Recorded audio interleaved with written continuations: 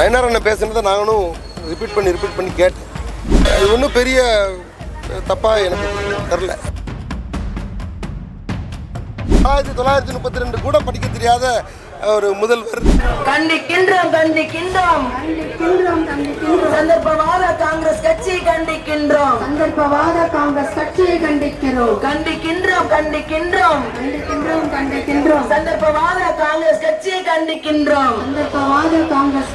கண்டிக்கின்றோம்.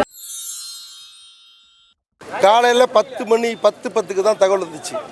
வந்தே மாதரம் பாடலை அவமதித்த காங்கிரஸ் கட்சியை கண்டித்து சோனியா காந்தி, ராகுல் காந்தி கண்டித்து ஆர்ப்பாட்டம் பண்ணணும். 10:30 நீங்கள் ஞாயிற்றுக்கிழமை இருக்க நினச்சி கூட நம்ம கொஞ்சம் நாளைக்கு பண்ணிக்கலாம்னு கேட்டோம். இல்லை, நாடு முழுவதும் நடக்குது, இன்றைக்கி பண்ணுனாங்க. அந்த அடிப்படையில் இந்த கண்டன ஆர்ப்பாட்டம் திருச்சி நகர் மாவட்டத்தில் நடக்குது. பெருந்திரளாக கட்சிக்காரங்க ஆர்வமாக வந்து இதில் கலந்துக்கிட்டாங்க. நீங்கள் பார்த்தீங்கன்னா தெரியும், அந்த ஃபோட்டோவில் பாடல் பாடிக்கிட்டு இருக்கு, பதறாங்க, இங்கிட்டு ஓடுறாங்க, அங்கிட்டு ஓடுறாங்க, இவங்கள போய் எப்படி அங்கிட்டு ராகுல் காந்தி அங்கிட்டு பாட்டில் துடிக்கிறார்.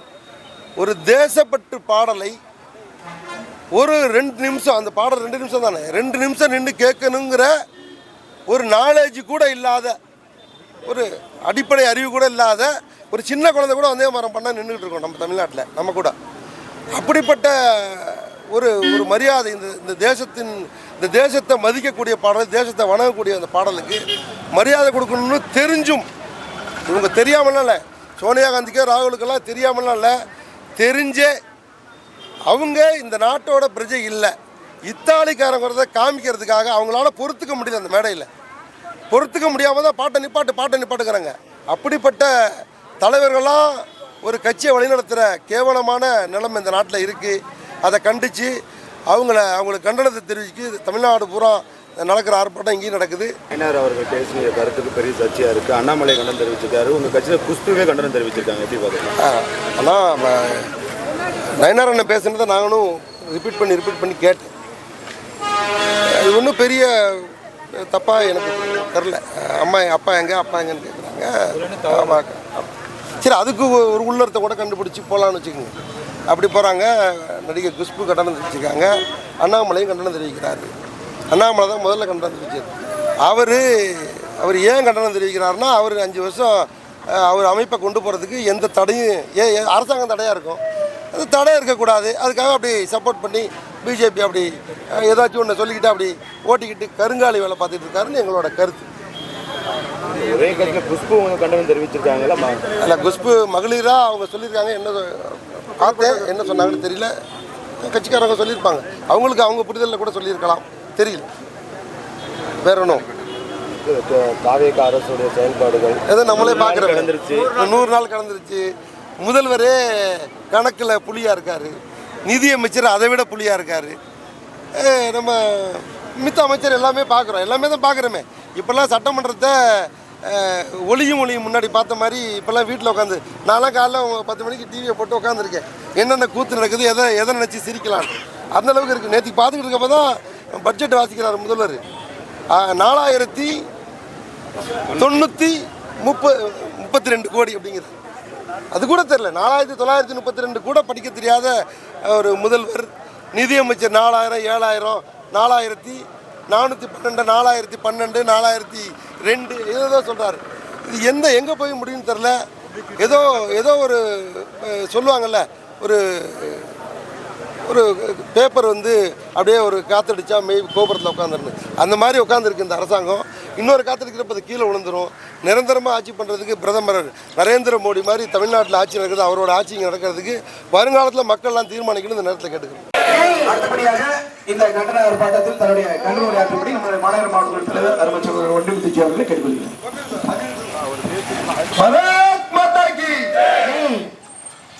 பாரதிய ஜனதா கட்சியோட மாநில தலைமையின் அழைப்பை ஏற்று வந்தே மாதரம் பாடலை அவமதித்த இத்தாலி சோனியாவையும் பப்புல் ராகுலையும் காங்கிரஸ் கட்சியையும் கண்டித்து நாடு பூரா நடக்கிற இந்த ஆர்ப்பாட்டம் திருச்சி நகரில் நடந்துட்டு இருக்கு. 10 மணிக்கு தான் தகவல் வந்துச்சு. ஞாயிற்றுக்கிழமையா இருக்கேன்னு யோசிச்சோம். தொண்டர்கிட்ட கேட்டால் எல்லாரும் பண்ணுங்கண்ணே அப்படின்னாங்க. ரைட். அந்த அடிப்படையில் இமிடியேட்டாக 11 மணிக்கு மேலே அனுமதி வாங்கி உடனே 12 மணி 1 மணிக்கு மேலே பண்ணுற இந்த ஆர்ப்பாட்டம். இந்த ஆர்ப்பாட்டத்திற்கு பெருந்திரளாக கலந்து கொண்டிருக்கிற மாநில நிர்வாகிகள், மாவட்ட பொதுச் செயலாளர்கள், மகளிர் அணி நிர்வாகிகள், மண்டல் தலைவர்கள், மாவட்ட நிர்வாகிகள் உங்கள் அத்தனை பேருக்கு முதலில் வணக்கத்தை தெரிவித்துக் கொண்டு, வந்தே மாதரம் பாடலை நம்ம வீடியோ பார்த்தோம். வந்தே மாதரம் பாடல் பாடிக்கிட்டு இருக்கப்ப சோனியா காந்தி நிப்பாட்டுன்றாங்க. ராகுல் குறுக்க ஓடுறாரு, முறுக்க ஓடுறாரு. வந்தே மாதரம் பாடலுக்கு மரியாதை கொடுக்கணும். வந்தே மாதரம்னா என்ன? இந்த நாட்டோட மரியாதை பிரதனை. இந்த நாட்டுக்கு மரியாதை பண்ற இடத்துல கூட சோனியாவும் ராகுலும் மரியாதை கொடுக்க ஒரு தடவை இல்லை. இது போன வாரத்தில் பார்த்தோம். ராகுல் காந்தி ஒரு இடத்துல அதே மாதிரி தான் போய் வந்தே மாதரம் பாடிட்டு கை கொடுத்துட்டு இருக்காரு. இந்த நாடு பெருமைப்படக்கூடாது. இது மட்டும்தான் நோக்கம். ஏன்னா இது தாய்நாடு அவங்களுக்கு இல்லை. இது இத்தாலி சோனியா காந்திக்கு இந்தியாவை பார்த்தா அப்படித்தானே தெரியும். அதனால இந்தியா பெருமைப்படக்கூடாது. அதனால வந்தே மாதரம் பாடல அவங்க பாதியில நிப்பாட்டுக்கிறாங்க. இங்கிட்டு போறாங்க, அங்கிட்டு போறாங்க. அற்புதமா விளக்கம் கொடுக்குறாங்க. வேற காங்கிரஸ் கட்சியில மல்லிகார்ஜுன கார்கே நின்றுகிட்டு இருக்காரு. காடு வலிக்கும், உட்கார்றதுக்காக ஒரு விளக்கம் வந்திருக்கு.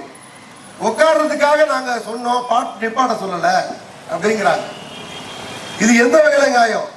வந்தே மாதரம் பாடலுக்கு எந்திரிச்சு இந்த நாட்டுக்கு மரியாதை பண்ற பாடல். வந்தே மாதரம் இந்த நாட்டுக்கு மரியாதை கொடுக்கிறது.